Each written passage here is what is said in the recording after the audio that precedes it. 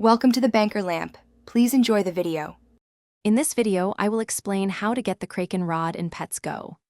This highly sought-after fishing rod is incredibly powerful, offering a significant advantage, especially when targeting the elusive Titanic Kraken. While it is quite rare, there are clear methods to obtain it. We will cover both in-game discovery and alternative acquisition routes, ensuring you have all the information needed to add this fantastic rod to your inventory. The primary way to get the Kraken rod is by finding it in treasure chests. Specifically, you should search deep-sea treasure chests and Kraken treasure chests. These valuable chests are acquired by engaging in deep-sea fishing. To reach these deep-sea areas, you first need to unlock and upgrade a boat, which allows you to venture into the open ocean and discover new fishing spots. If luck isn't on your side with chests, there are other options.